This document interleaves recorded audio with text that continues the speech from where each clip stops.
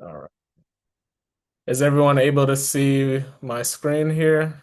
If you are, if you could please just send a quick message.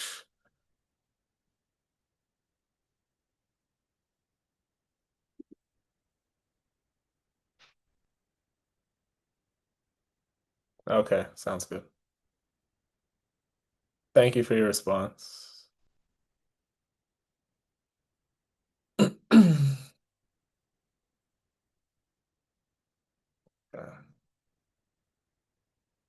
Alrighty then. Let me get this off the chat away. All right.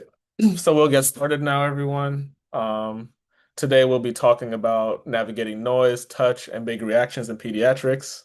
So with this presentation, a lot of the things that we'll go over is some of the sensory processing disorders that we see with a lot of our children and how to navigate, those obstacles to get them to either be fully engaged in our treatment sessions or, daily activities which we want to do at home. It is a big obstacle sometimes if we have, you'll see in the slides as well, if we have certain noises, certain tactile inputs, different sensory things going on that prevent or, make it a little bit more difficult for our children to fully, participate in their activities and, maintain focus. So a lot of the things that we'll go over, I hope that you guys could use as well, whichever environment it may be in. It can be used in school environments, at home. We certainly use it here in the clinic as well. So yeah, let's get started. So one of the objectives here is to understand sensory processing differences, recognizing responses to noise and touch, reframing the idea of big reactions and what those big reactions really are, and how do we apply these practical, self-regulation strategies, in person, to our children, and how to help them out so they can help us out. It's all a team effort here. All right. So first we'll go over the basics, touch on sensory processing skills. So it's the brain's ability to interpret sensory input. The key systems that we will cover are auditory, which deals with noise, tactile, which is touch. I see a lot of feeding patients myself, so taste is a big one as well. And then proprioceptive and vestibular input as well. So all these key systems together and how they interpret that sensory input really impacts the participation behavior and ability to attend to tasks during our sessions.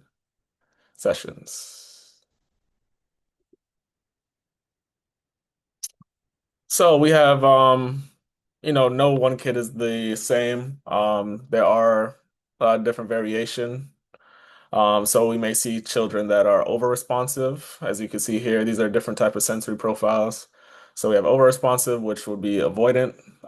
As you can see from the image on the screen here of the little boy covering his ears, we would consider him over-responsive as, if he's hearing like a certain noise or stimulus that he's not enjoying or that is making him a little overstimulated. Um, a lot of kids try to cover their ears to tune out that response. So they're avoiding the sound. So that's why they're considered over responsive. Under responsive and sensory seeking, in some ways they kind of overlap. If they're under responsive, they're probably going to be seeking out this sensory stimulus. So same thing. Let's say we have a child, which is the opposite of this child here, that is seeking auditory input. We have a lot of children that, they'll make a lot of vocalizations or, go into scripting or echolalia. Or some just, like I said, make noises just so, it's pleasing to them. It's a sensory aspect that they're seeking at the moment. And mixed patterns are very common. Just because a child may be sensory avoidant or over responsive in one aspect, that doesn't mean that they'll be over responsive for all of them. So for each sensory category. You can be either responsive or under responsive. So the mixed patterns are common. We may see, a little intertwining there. So some examples here covering ears, auditory sensitivity, and we see a lot of crashing, jumping. They're seeking that input, that proprioceptive and vestibular input with all the movement. So just to touch here a little bit more on noise sensitivity. So some of the signs are if the child covers their ears, they'll avoid loud environments, or they have distress with unexpected sounds. For example, you may have a child that becomes startled once they're in a public restroom and they hear the toilet flush. Maybe the loud noise of the toilet flushing is something that catches them off guard. Um, so these are things that can trigger, these noise sensitivities. So how we deal with that, some of the support systems here that we use, some of the children use headphones to help kind of mute the noises. Um, I personally would recommend having and exposing the child to the noise instead of using the headphones, just because that avoidance all the time isn't really the best. I think the best thing is exposure, just to have that response to the noise decrease over time. It may take a while, every child is different. But that is a support that, some do use, and depending on the environment, it is appropriate. What I like more so is giving warnings before the noise occurs. If you help, if your child is able to comprehend, giving them that warning before and prepping them before, so that they're expecting that noise can help decrease some of the anxiety and the response to that noise. Um, Also, we have quiet spaces, modify your environment to make sure it's quiet, make it free of all overstimulating noises or behaviors that we do see. And then we also have a visual schedule. A lot of kiddos do work really well with the visual schedule. They're able to see, what's coming up next and anticipate that. So that kind of goes hand in hand with the, warnings before the noise, if they're able to see it. Alrighty.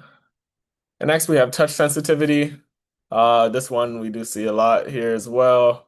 Some children, I do some sensory activities with like shaving cream or scented memory foam. A lot of different types of textures, a lot of sensory bins, kinetic sand, rice bins, those sorts of things. So a lot of times I do see children that avoid the messy play, or if they do happen to get their hands messy, they request to be cleaned almost immediately. And what we want to do is help build that tolerance. So kind of like I said before, the overexposure with the touch sensitivity, the more they face it, the less that anxiety will present over time to the sensory stimulus. So yeah, we see it come in with messy play, also with clothing sensitivities. Some children prefer tight clothing, some children prefer looser fitting clothing, clothing without tags on them.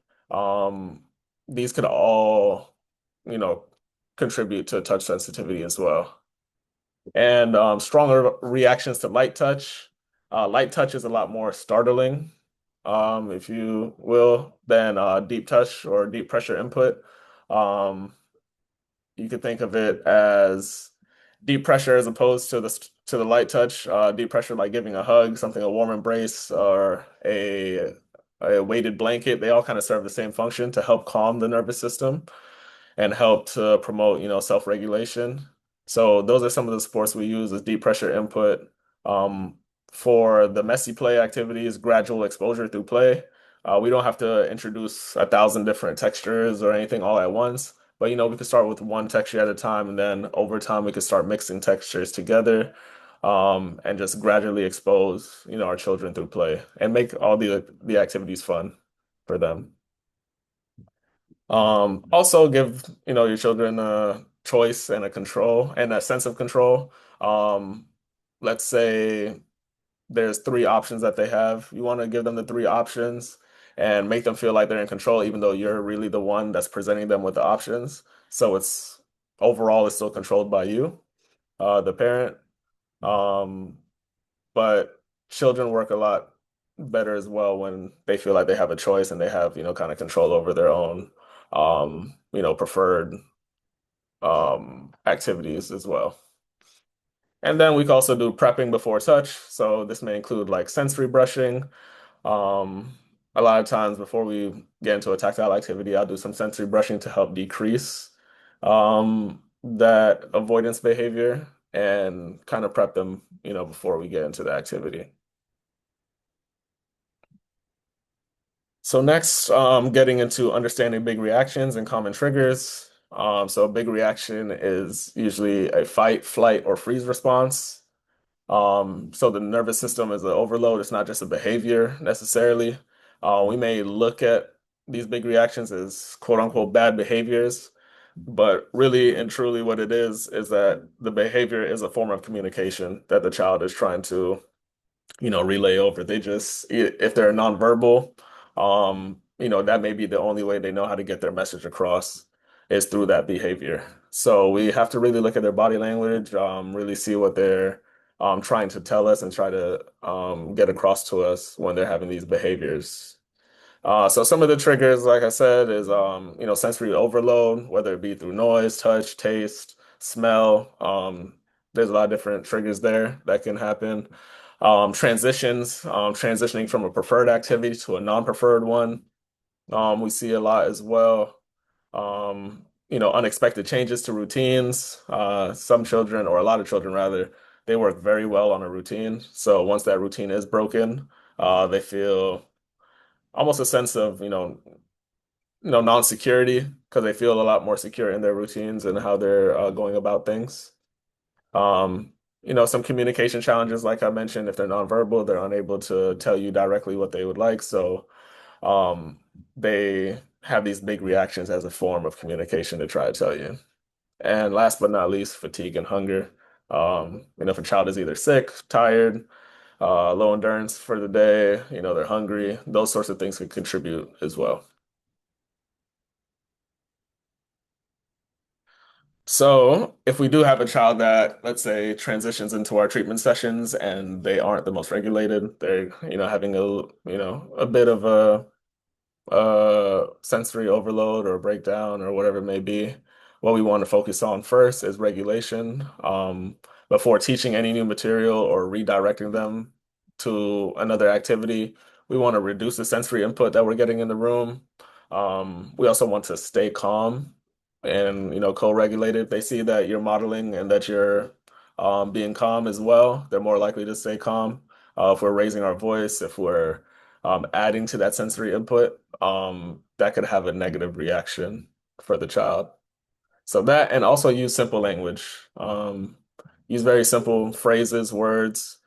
We don't want to overcomplicate directions because it can also add to the anxiousness that they may be feeling and add to the like I said, the sensory input that they're taking in. So we want to avoid over talking and rapid demands. So make everything nice, slow, calm, and use simple language. So in the moment, we want to provide space for the kiddos. Make sure that they don't feel like they are confined too much. A lot of them respond well to open spaces and feeling a little bit more free. Like I said, the deep pressure, the calming input. Like I said, what the deep pressure can do to the nervous system and help calm and promote calming.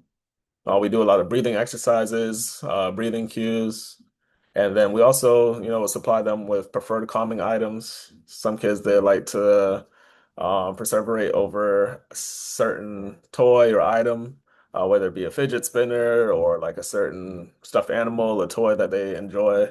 If it's something that's, tried and proven that they enjoy, we can supply them with that in the time so that they're able to, take it down a few notches and get back into the swing of things to either, learn new material or, um, engage in our treatment sessions.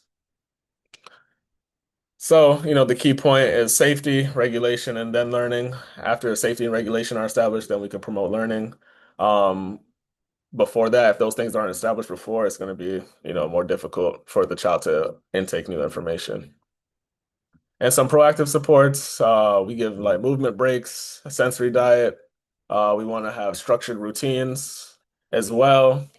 Visual supports, like I said, the visual schedule or like a visual aid of some sort so that they are able to see and intake that information, and also environmental modifications. Okay. So here we have the key takeaways. Sensory needs drive behavior. Regulation precedes participation, and small supports equal big impact. So, like I said, as an example with the small supports, if you have a child that has difficulty transitioning between activities, if they're able to see a visual schedule of what they'll be working on during the session or during that time frame, um, and they're able to go through and check off the list, and then let's say you give them a work reward system, give them a reward at the end of completing all their tasks.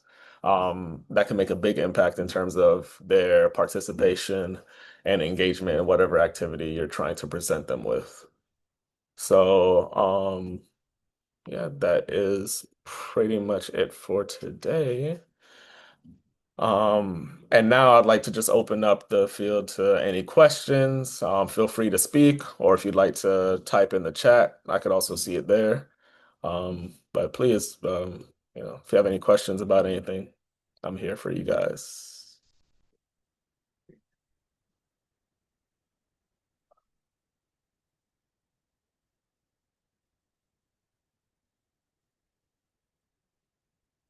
Okay. No worries. Thank you guys for joining so much. I hope I was able to give you some, a little bit more insight into sensory processing and what we could, some of the things that we can instill in our daily routines and, help our kiddos out. If you have any, questions or concerns, you can always reach out to me. You can send me a message. My name is Jason. I'm the occupational therapist here at Little Champs. And if you'd like to shoot me a text, I'm extension 104. And I'll get back to you at my earliest convenience. All right. I'll stop sharing here. All right. Thank you very much.